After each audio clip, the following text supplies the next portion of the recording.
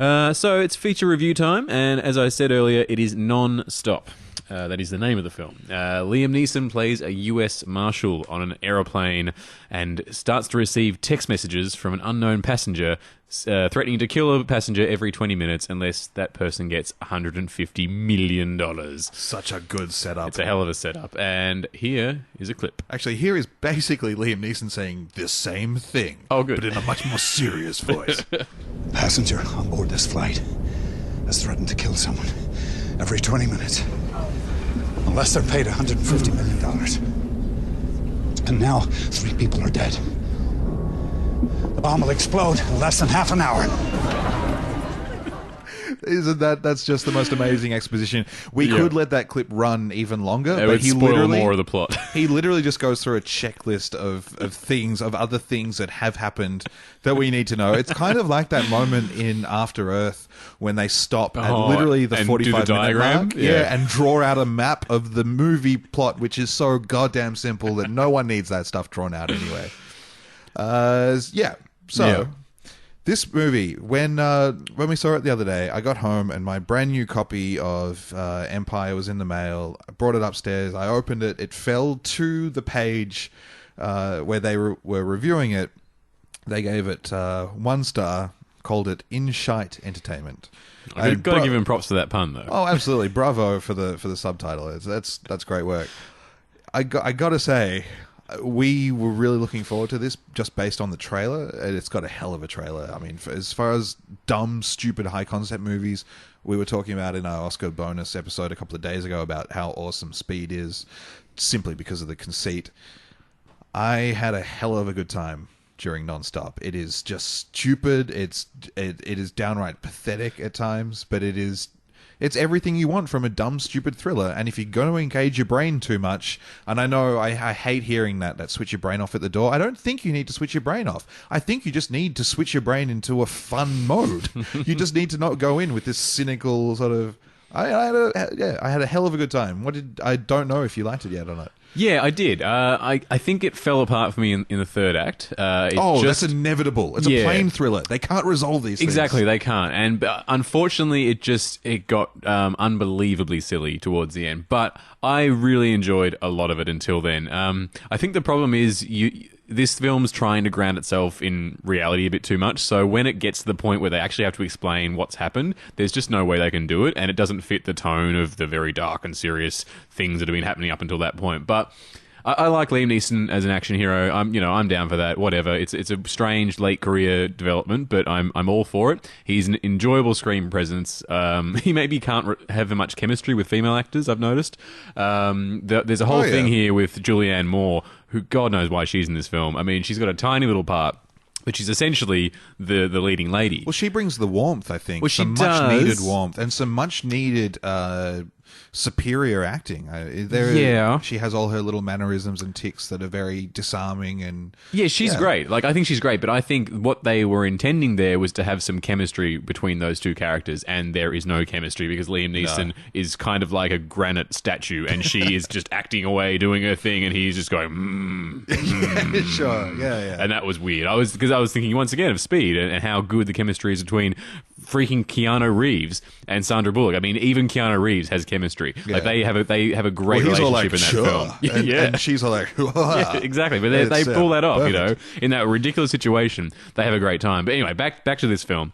I really loved it. The setup was pure Hitchcock. I mean, for a start, it's a single location environment. I mean, that is great. I'm all for that. Yeah, love that. On the second Hitchcock point, it's a wrong man thriller as well. And without going into too much detail, or is it? Yeah. Well, we will talk to that in a little bit of a spoiler section later, because I would love to get into some nitty-gritty plot details after we've had our general chat about this. Actually, yeah, sure. For those of you that are new to the show, we maybe every 4 or 5 months we do a spoiler section. We end the show, we play the outro music, do the credits and all that, and then we'll come back at the end. If you've seen the movie, keep on listening for an extra 10 minutes. We'll discuss the end. Or if you don't care to see the movie. That's right. Quite welcome to listen to as well. Yeah, but we always say during the spoiler section, you should care to see the movie, so don't listen unless you've seen it. So yeah, Neeson as an action hero, does it work for you? I'm not a huge fan of Taken. I think the concept and the trailer of that was a hell of a lot more interesting than the actual execution. I got a little bored. I mean, I can get behind the sort of, the fist waving, the antics of his character in like the first half of Taken. Fist waving? You make him sound like an old man on a porch. Yeah, well, he kind of was. Get off my wasn't grass, you kids. Yeah, well, just give me back my daughter. It was, He's got some great speeches in that film, or at least the one that everyone remembers. Yeah. Look, I know a lot of people are huge fans of that movie. I've got no shame in saying that didn't work for me, but Nonstop really, really did. Like you, I'm bewildered because whenever I see him, I just think of Schindler's List primarily, and that's what everyone remembers him for. But he works really well. I mean, he doesn't...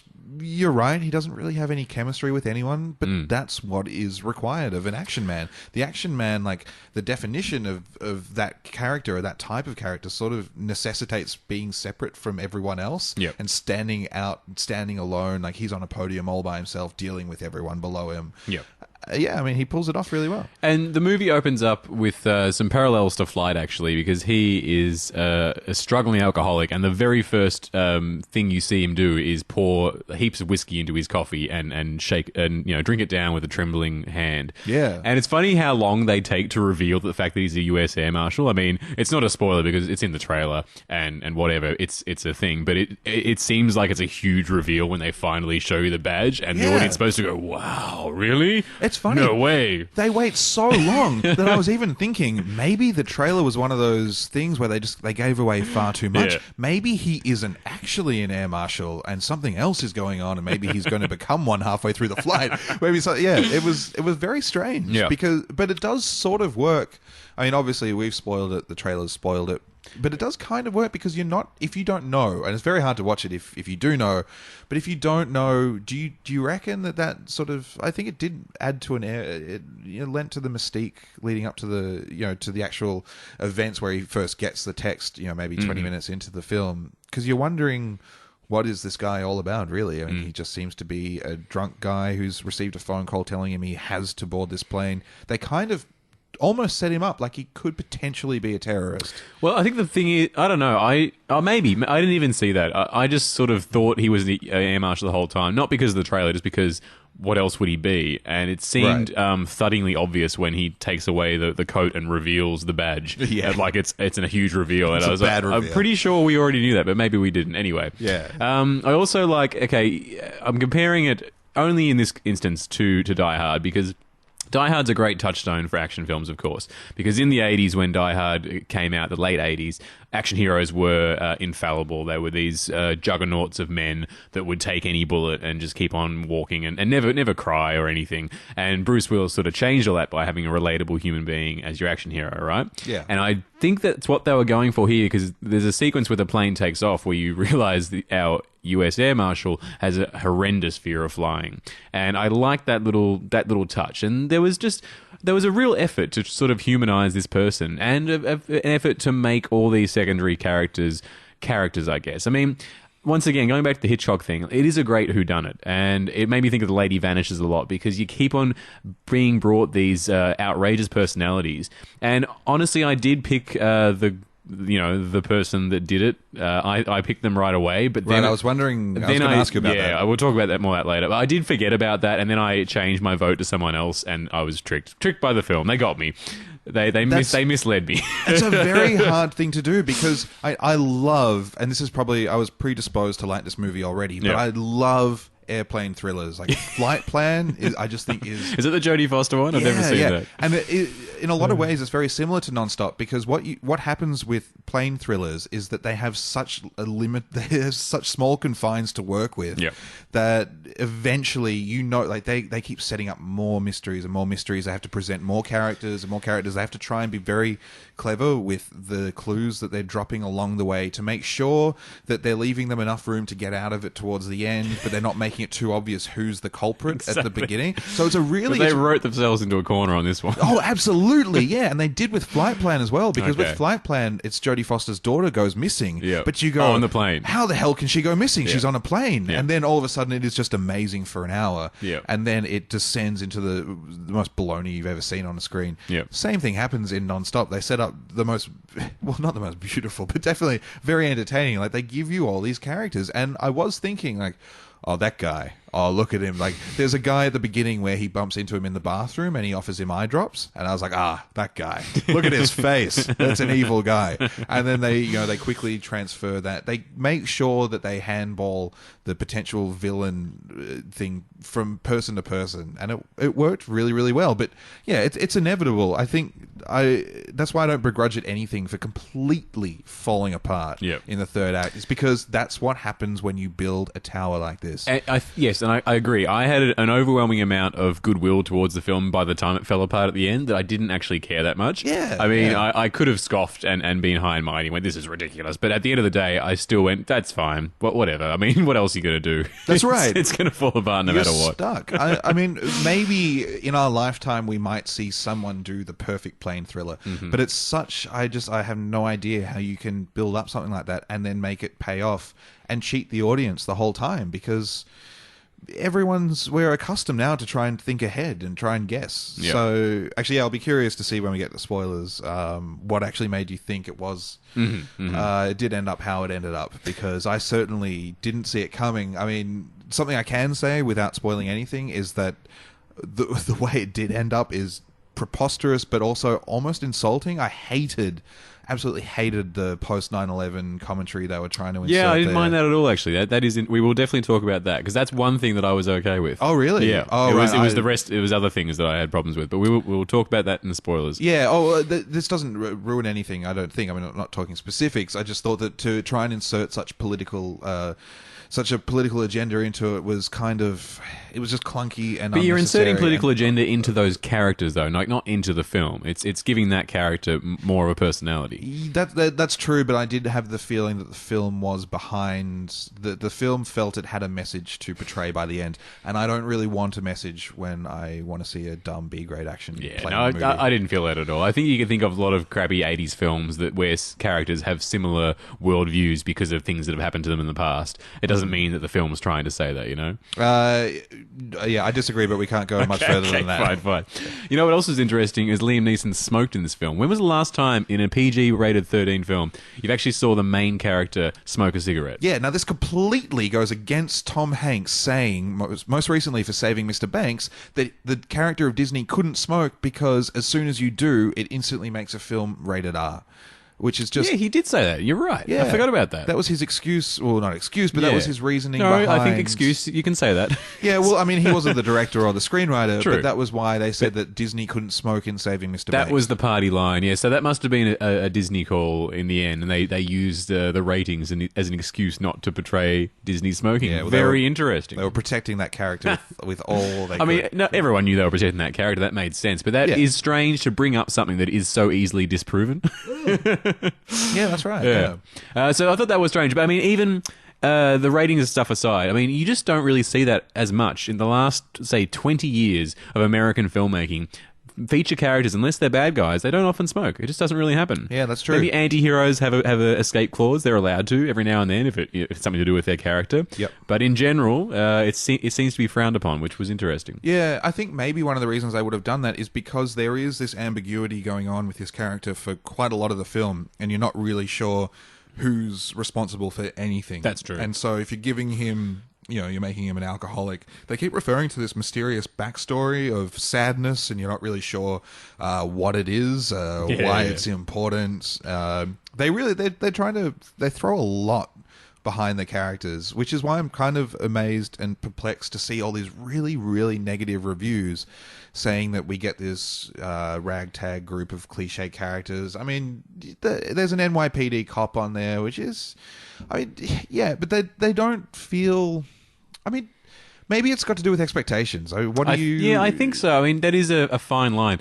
I guess at the end of the day, I didn't feel that they were overtly cliched, like some films definitely are. they were just characters. They just had stories that you could relate to quickly, so you didn't need too much time to spend with the character to find out all their, wishes and desires. You just had a sort of a simple caricature, I guess. I mean, I know this is... I am sort of damning the characters by saying that, but at the end of the day, there's not enough time to invest in all these characters. They're side characters. Yeah. They're there to throw you off the scent. So, you're just supposed to take them for what they are and then move on to the next bit. The whole point of this film is this preposterous plot about trying to find out who's doing the thing and setting up who and what's going on. And it is thoroughly enjoyable. So, yeah, I don't understand the pretty big negative criticisms that seems to be hitting this film. Yeah. No. Because it is a lot of fun. I had a great time. It really is. And it's strange, too, because it is a movie that it derives a lot of suspense out of a guy texting. And they very quickly, I think it's even in the first scene, they show him texting. And we should say technically it's over a wireless network, so it makes more sense up in the air. But they do show him on his whatever device it is. I got no idea what the hell that thing was. It was weird. It looked really 80s. While also looking maybe kind of future-y. Like it had a full keyboard, but it looked like a brick. Mm-hmm. So, yeah, anyway, he's texting on that, and then they very quickly do digital and CGI effects to remove the text and start making them float around the camera. It wouldn't work any other way. I mean, if you had to actually read every text on the screen in camera, it would be so boring. Yeah. So they had to do something a little bit more visually stimulating than that. Yeah. I thought that was fine. I think it's the kind of thing we've seen a lot of over the last couple of years because social media and texting is becoming so prominent. Because you think about how many plots of films, even in the 80s, would have been ruined with the presence of mobile phones. Like, it just wouldn't have worked because people would just called their phone and sorted out the problem. Yeah. So you have to deal with the fact that everyone has phones now, and you have to find ways to make texts interesting, and it's not easy. So I thought this was fine. It was an admirable effort to, bring it in, make it intrinsic to the story, but also not make it tediously boring, I guess. Yeah, that's right. Yeah, and not only do you have to invent different ways of presenting the text,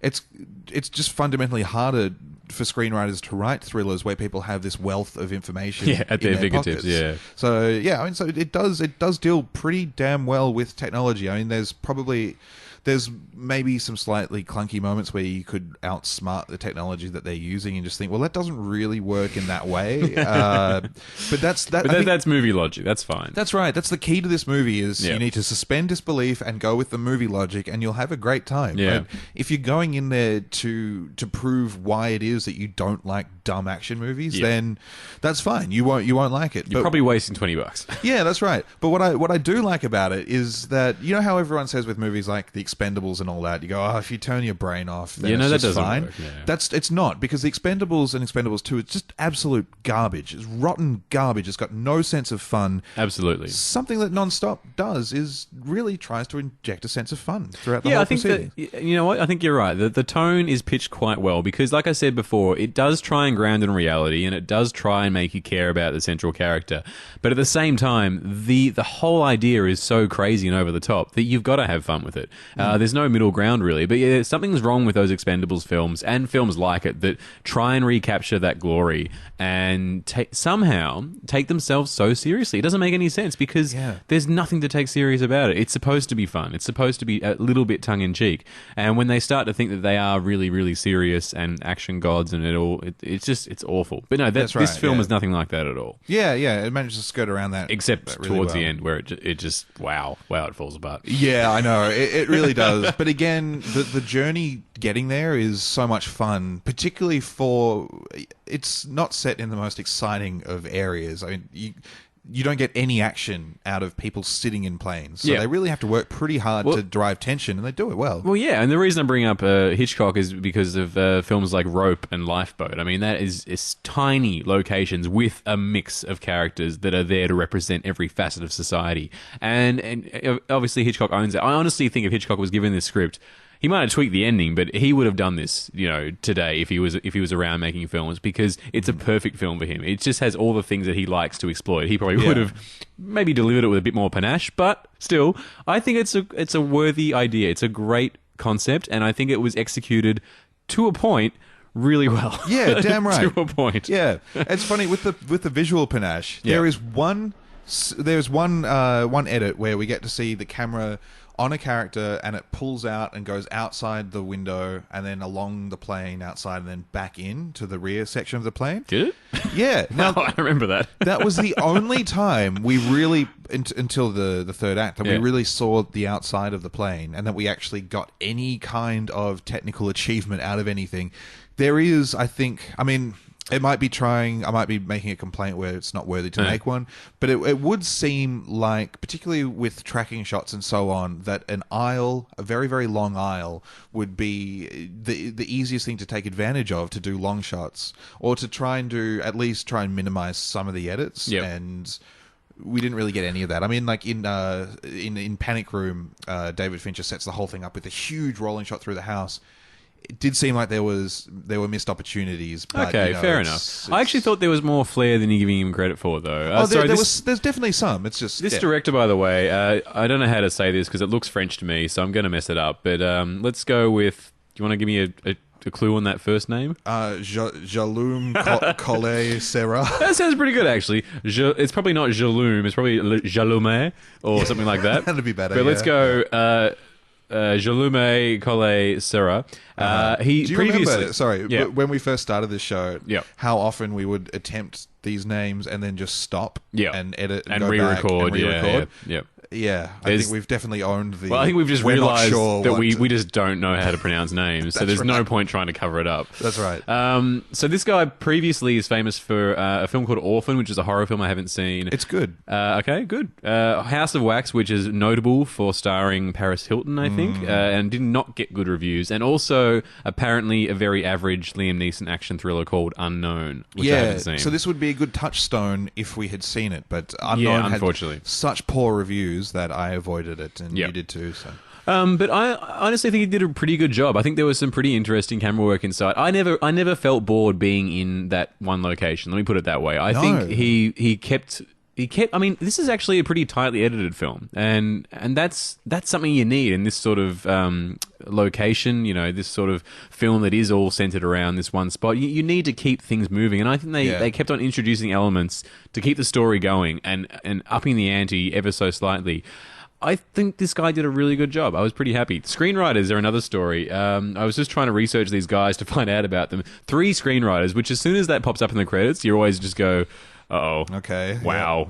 3? Okay, so it's obviously been redone and rehashed by a few different people. Yeah. And these guys, John W. Richardson, it's his first screenplay ever. Ryan Engel, it's his first feature screenplay. He's written one short film as well. And Christopher Roach has only done TV, and most of it has been wrestling.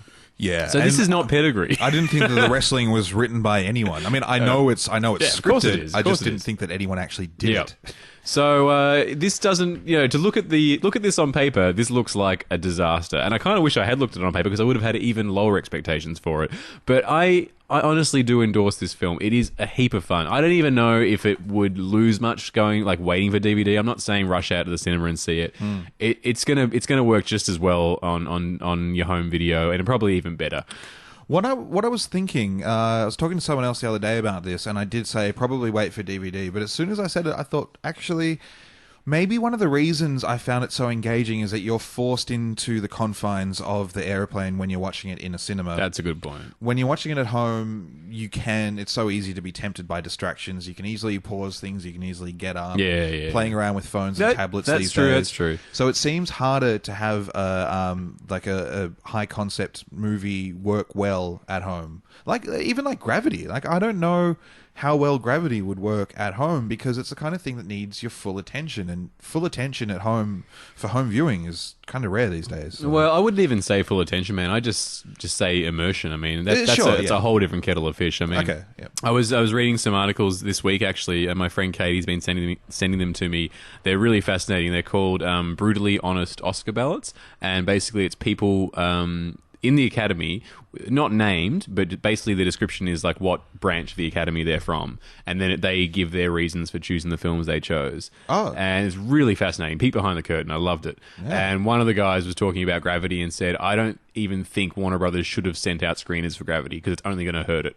You know, Academy members should go to the movies to see it because that's the only way to judge that film. And I think that's fair enough. That's a good I point. mean, I haven't seen it at home yet. I'm still going to buy the Blu-ray. I'm still going to watch it at home. But I do think it's going to lose a lot not being on a big screen. Yeah, that'll be interesting because the competition is so stiff between that and 12 Years a Slave that, yeah, you'd have to wonder, would Gravity stand a more even chance if they had to see it in cinemas? I mean, you have to assume a lot of the Academy members have seen it in cinemas, but the idea of just sitting down at home, burning through those screeners, and Gravity being one of them, I don't think you'll be that taken by it. No. But if you see it at all. the cinema, it'll just kind of blow your mind. The biggest example of this we had was last year during Only God Forgives, which we ended up seeing twice in cinemas. If you watch that at home, because it was one of those simultaneous releases where you could actually watch it, you could stream it at home or you could see it in the cinema, and it was just ridiculed, and it was phenomenal, but it required, like you said, it needed immersion. So Yeah. But yeah, so I'm not sure if Non-Stop... I mean, I really enjoyed seeing it in the cinema. The reason I probably wouldn't recommend that many people to go to it is because I don't know what people's tolerance is for stupidity. Like, I have in the right circumstances, if it's goodwill stupidity and I feel like the people behind the characters are in on it with me, then I can go as long as they want it to go. Yep. But yeah, otherwise, I mean, it's a really tricky thing. Yeah, no, I think these reviews that you've touched on are just the start of it. I think it probably will get universally panned. So I want to put my reputation on the line right now and say that I think it's a heap of fun. Absolutely. Even though we'll get to what's wrong with it after the break. There's plenty. Yeah, I mean, we're basically talking about the first two acts. We are really that's where all the love is coming from. The first two acts are heaps of fun. Yeah, heaps. It's funny. One last thing I wanted to mention was Lupita Nyong'o. Nyong'o. Yeah. Oh, and I saw something the other day. It's meant to be pronounced Nyong'o. Oh, really? So we can do that correctly at least. Nyong'o? Yeah, not not the constant sound for N. No, you put an E before it, so it's Nyong'o. Okay, Apparently that's the African way Good of to pronouncing it. So it's really weird to see her name.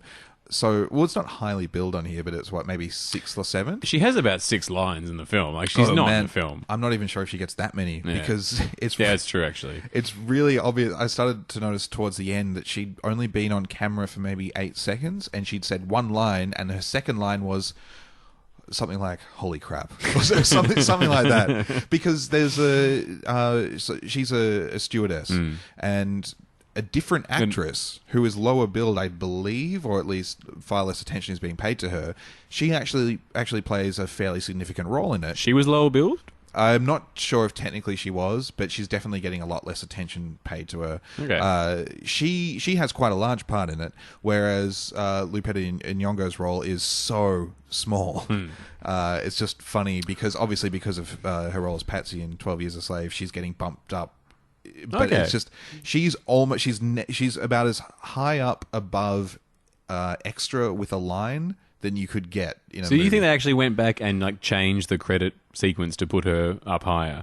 I'm not sure if I'd be that confident to go with that, but actually, well, yeah, because she's listed in the top 6, I think.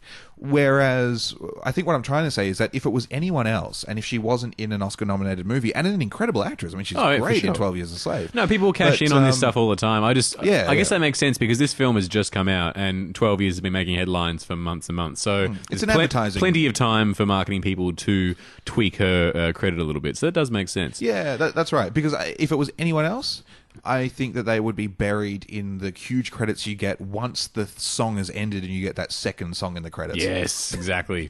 Before we move on to spoilers and finish the show, I just wanted to touch on the PG-13 violence for a second because this is, it's a pet peeve of mine, but it's a recurring trend in American cinema and I feel it does need to be addressed. And this film is a particularly bad example of it. I mean, there are people that get blown away with guns in this film and there is not a drop of blood anywhere. It is pretty full-on violent. And I'm not saying this film needs to be like an R-rated. I think I'm just wishing that there was something in between. Once again, there needs to be a rating in between there because there's a lot of violence in this film. It's just not cool. I mean, the idea that there's these people making films and going, well, we've got all this death and destruction going on, and the censor says, is there any blood? They say, oh, no blood at all. That's fine then. Yeah, 13-year-olds can watch it. Yeah. Fine, pass. So, obviously, the argument behind this is that if you don't see blood, then it makes it normalize. It's normalizing the violence. Yeah, what it does is see- desensitizes everything and takes away any consequence of reality. And any consequence of violence is completely gone. And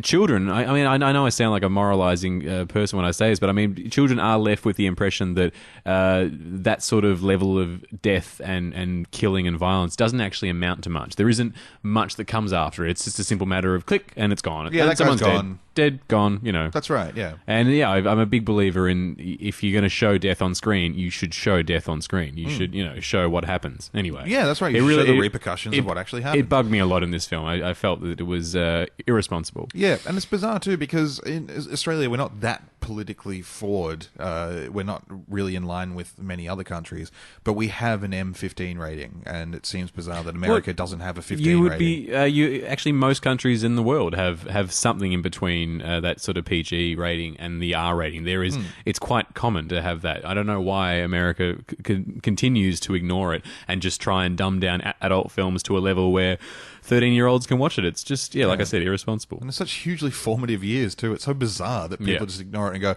well, it's the start of puberty, you can see something, and at the end of puberty, you can see another thing. But in between that, well, you're on your own, you can't see anything. And before PG-13 came about, there was just the PG. And, kids that are 13-year-olds now, if they were growing up 20 years ago, they wouldn't be able to see anywhere near half the chaos they get to see on cinema screens now. And that's all because people that are making the films, releasing the films, just want to make as much money as possible, so they don't care about that. They'll bring these adult films into the sort of zone of these children and show them the all this sort of stuff just because it'll make them more money, and that's a flaw with the system. There needs to be something in the middle ground. Yeah, it's basically doing the opposite of what they want. You think that they want to be showing kids that violence is not all right, but what they're doing is just making it seem even more and more normal. Exactly. Where you can't even see a nipple. So it's just, I mean, it's all messed up. All right. I'm done for that, but shall we finish the show before we get to spoilers? Absolutely.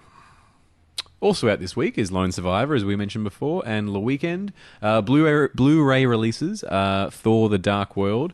You didn't really enjoy that, did you? I really, really didn't. Okay. But it hit that fantasy side that I just can't deal with. I had some fun with that. The Butler, I didn't enjoy. You are more supportive of The Butler? Yeah, I really think it's been underlooked. I mean, it's by no means brilliant, but it is not... It doesn't deserve the derision it's been getting. Okay. And Prisoners, we both felt was kind of Yeah. It's kind of like Non-Stop. The first half was all right. Yeah, I guess you could say that. It definitely looks a lot better than Non-Stop. Yeah. When we were doing the Oscar episode, I was trying to source some clips and got something for Prisoners, and I actually, when I was going through clips for Prisoners, I was reminded that actually it was a very worthy effort. Okay. It just didn't work out so well.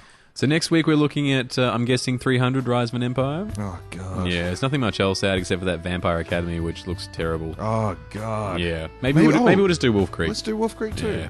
Okay, yeah, because I know people love the first 300, but I can't even deal with... It's that fantasy thing. I can't get near it. It doesn't work. All right, my brain switches off. I'll see if I can see both, if there's time. As always, you guys can email us at podcast@silverscreens.com, and you can find past episodes, blog posts, Facebook, Twitter, etc. at silverscreensnobs.com. Stay tuned for non-stop spoilers. That doesn't sound right, does it? Stay tuned for the spoilers. The episode will end eventually. About, the film Non-Stop. And other than that, we'll see you next week.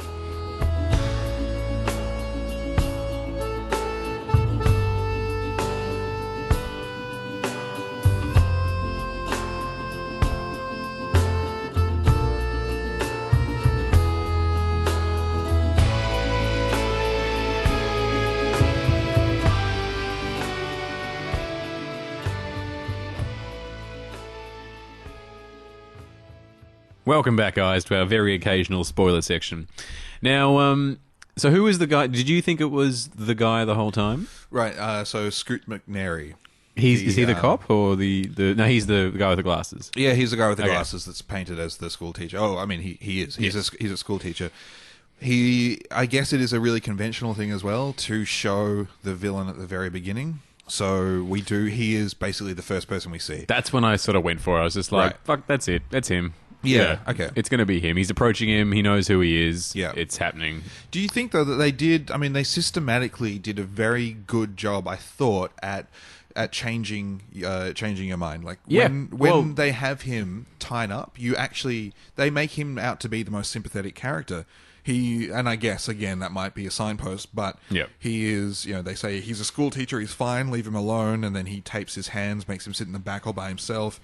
They try to elicit the most sympathy out of this guy. Yeah. So it was actually during that point where I was so into the film that I let them... it worked. It worked for me. I didn't guess it. I swapped over to the cop. Also, the cop was always a suspect for me because he's quite a better known face than most of the other characters. Yeah. And do you know what he was from? I don't, but... maybe House of Cards. Did you see that? Oh, no, I only the first episode. Okay, he's in something. Anyway. Definitely a recognisable guy, though, yeah.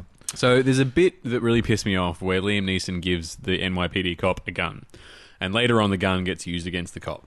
And there's no bullets in it. Now, are we expected to believe that a police officer wouldn't know the difference between a loaded gun and an unloaded gun by the weight, just by having it in his hand? Like, or that he never bothered to even check the clip. Well, yeah, but I just think as soon as... If you're holding an empty weapon with absolutely no bullets in it at all, it's going to feel different to holding a loaded gun. Right. The fact that he's a veteran cop, they've made it very clear... That made no sense to me at all. Okay, I sure. thought that maybe he wasn't a cop, that was a cover story, and Liam Neeson was giving him the unloaded gun to test him, or because he did think he was the terrorist, so that's why he was giving the gun to try and get him on his side, but really he wasn't going to get shot. It was bad. It was a whole big thing, but no, it wasn't. It was just a stupid thing they didn't really think through. Yeah, see, well, it was things like that I never once thought about in the movie, which I think is a credit to the screenwriter. Oh, which I neglected to say during the non-spoiler section, is that I do think it's admirable that as a first-time screenwriter, this guy tried to take on an aeroplane thriller, which is just a no-win situation. That's true. That's true. He really had his work cut out for him. Yeah. But yeah, I mean, I wasn't thinking about things like that. So, I don't know. When it all fell apart for me was the basic plan. Like, I got to a point where they kept on changing what the end goal was, to the point where there's a bomb brought into it and stuff. So I was thinking, okay, so if the guy is on the plane, does he want to die? Is he a jihadist? Like, what's going on? And then they explained it like, oh, he's not, he is going to die, but if he can get away, he can. And then the two terrorists are talking to each other, saying, one of them's going, obviously we're getting off the plane, and the other one's going, no, we're going to die. It's like we were never getting off this plane. Everything is meticulously planned out. They've thought of every possible angle, but they haven't figured out what to do at the end. Like, that made my head hurt. I was like, really? Really? And then, now the worst thing in the entire film, and this is a screenwriting issue, is Liam Neeson's speech to everyone, where he talks about his daughter and how he's not a good father. And it is basically that was the clip that we cut off earlier. Yeah. It is like awful. It is just the most thudding, obvious dialogue, and it really doesn't. It just feels out of place because it's just been rocketing along until that point. And to have the character to stand up and tell you things that he'd never tell people in the real world, all about his life. Just to because I don't know, it just that pissed me off. Yeah, no, I agree, but they give you enough reason to think that that's probably the right thing to do at the time, because they're painting the whole picture that he is the hijacker, so he needs to play every card that he's got, and he needs to play that sad kid card. It's just a sad kid, the dead kid card. It's just a shame that it did come in literally the 10-point checklist of knock off this point, knock off this point, knock off this point, and I'm an alcoholic and my kid and all this stuff. So you didn't like the 9/11 stuff? The fact that the guy had lost family or something on 9/11? Was that what happened? No, I really didn't appreciate that. I think that there's far too much meddling with perception of fear from people in power in America. I think it's really. Well, what do you mean? They're trying to make a point. Basically, the movie's point at the end, right? Okay, actually, no. Okay, I can't start with the end. The point of the terrorists is to say that they're going to hijack this plane and bring it down to prove that the solution to 9/11 wasn't to just arm people and put them on planes. Okay. Which is what the solution seems to have been, is that we're going to put thousands of air marshals in the air on as many flights as we can, make sure they're armed, and that will deter hijackers. If there's a hijack situation, then the air marshals will be able to take them down. The terrorists are saying that's not a realistic solution, but then the film is saying No, actually, it is because Liam Neeson just took them the fuck down.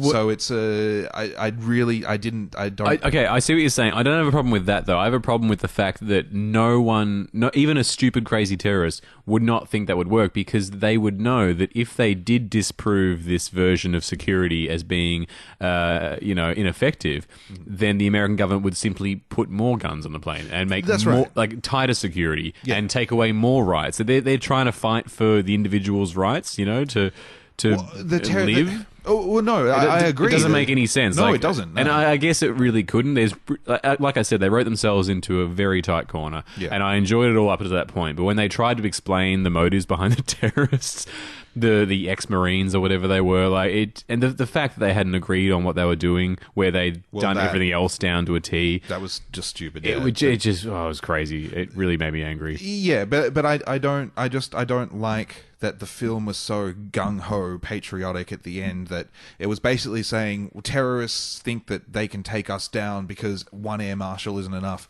but look, it goddamn is enough, and if it isn't, then like you said, we'll just put more of them on. Yeah, I know. I didn't think that at all, actually. That's a new idea. He literally, well, maybe not literally, he basically said it. Liam Neeson basically said it at the end. That was basically said out loud throughout the news coverage that was happening. It was, I guess... I mean, politically, that really pisses me off. But from a movie-making point of view, what I wanted and what we deserve from a B-grade movie like this is to not be lectured to on security policy and things like that. Yeah, I think that you're overreaching your grasp when you go for something like that. Yeah, maybe you're right, but I never felt that was what they were doing. But I guess that's kind of true. I guess the thing is, I never thought for a moment that Liam Neeson wouldn't save the day, because it's this sort of film. So him saving the day was just the way it had to go. Yeah, and I was cool with that. The reason for the terrorists doing it didn't really matter to me, because it was just perfunctory. Sure, but I guess I hear what you're saying. That is a little bit. It's just a little bit politicized. Yes. Politicized. Yes. It reeks on 2 points for me. One, that we don't need it or deserve it in a B-grade plane thriller, and the second, that I just fundamentally disagree with what they're saying. Okay, but I don't know. I kind of liked the terrorist having that radical viewpoint, though. Like, yes, it doesn't make a lot of sense. Oh, that's fine. It does explain why he went to those lengths, and I'm okay with that. I guess it sort of fit the high concept nature of the film. Yeah. I'm not disagreeing with them having that view, just the way it was terrorists resolved. Having that view. I hate the kind of pandering that they're doing at the end. It's basically another one of these. Don't worry. The government has it under control. We're right. You don't need to worry. It's I don't like those things because it doesn't encourage questioning. It doesn't encourage forward thinking. Yep. It pisses me off. I can't believe I didn't think about that at all. But you're right. That's pretty much what they were saying. Yeah, very interesting. I guess that's about it. I just wanted to... Yeah, the unloaded gun thing really pissed me off, and the terrorist plan really pissed me off, but... The guy, the phone guy that is the terrorist? The other terrorist, the not Scoot McNairy guy. Yeah. That did seem to be a surprise to me, and not in a good way. That was just like they needed to have two people pull this off because it was kind of complicated. Sure. But that guy... So why did he help Liam Neeson and Julianne Moore to crack the code of the thing and possibly jeopardize his own mission? Why would he even tell her that he was awesome at hacking phones? They had to improvise really well. Like, obviously, they dropped a phone in that guy's pocket when they way set too off much the tone. effort to, it's like... That's a hell of a wild card to just throw into the situation when you're in the middle of that hijack. Yeah. It's crazy. That kind of feels to me like they got to the third act in the screenwriting stage and we're like, oh, let's have the computer hacker guy be the other terrorist. And someone go, but didn't he just actively try and stop the thing? Like, nah, it's fine. He was faking it. It was all part of his plan all along. Like, don't worry about it. Don't think too much about it. Yeah. Which is, don't think too much about it. But it would be nice. Do you reckon it's possible maybe someone could come along one day and make a resolvable aeroplane thriller? I don't know. I don't know if it's possible. I mean, because audiences are getting smarter. I mean, as much as all the evidence is there to disprove it, audiences seem to be getting smarter and smarter. Or at least more ahead of the filmmaker than the filmmaker would like them to be. Yeah, they're getting sick of cliches. Yeah, sure. Yeah. So I don't know. Maybe it's a hell of a task. I'm sure there's a functioning script out there set in an airplane that is a mystery thriller that does work. It hasn't been made into a film yet, but I'm sure it's out there. Actually, I didn't see the screen properly for a second. So in the moment, and I keep thinking I need to explain things, but if you're listening, you should have seen it, and if you haven't and you're listening, then you're going to be confused, so that's fine. When he goes into the toilet and he rips off the thingo and he sees through to the cockpit, he sees that a guy could have shot a dart into the pilot's neck. Just amazing. Like a jungle savage in the 20s. That's right. Yeah. He's fucking Tarzan all of a sudden. Absolutely ridiculous. I didn't see the screen properly for a second because it was a quick cut when they show, and it's very dark in the cockpit, and you see some lights. Yeah. And I thought for a second, holy crap, it's like Cabin in the Woods. It's a simulation. Oh, right. And then I thought, for 5 minutes, I was thinking, oh my God, this is going to be a revolutionary, batshit crazy B-grade movie. Yep. And it turned out it was just the cockpit, and I hadn't seen it properly. Yeah. Maybe there's a way of doing something like that, where augmenting reality, but then you get that's a bit of a cheat, though, isn't it? It's like a dream. It's like waking up in a dream. So I don't know. Yeah, no, I liked it all. It's just having very, very smart terrorists for 90% of the time, and then unbelievably stupid terrorists for the last part of the film. It just sort of gets my goat a bit. I mean, I just wish that they could be undone by something else other than having a dumb plan. Yeah. That makes the audience feel dumb for being there. Like, it's they're was so close together. They've got everything working perfectly. They're like the Joker in the Dark Knight. Nothing has ever worked so well, but then all of a sudden they disagree at the end. Yeah. There's got to be, the hero needs to do something to upset the plan that they could never see coming in a million years. But that doesn't happen. They're just dumb. Yeah. And the hero takes advantage of that. Yeah. But they're only dumb when they need to be, because otherwise they are the smartest villains. And they've thought of every possible angle that could ever possibly happen. Yeah. Up until that minute mark in the film. Yeah. I guess so. It is kind of a testament to how good the first 2/3 are. That, I mean, we've just torn the third act to shreds. Yeah. But really enjoyed the movie overall. So yes, I can't stress that enough. It's a fun film. Absolutely. Yeah. But it. I can sort of understand. I can sort of understand some of the hate, just because people do take that to heart when things don't resolve themselves adequately, and I could see people just ignoring the fun they might have had earlier on. But I'm curious to see some other reviews now. I'm going to look into it and see exactly what people are upset about. Yeah, sounds interesting.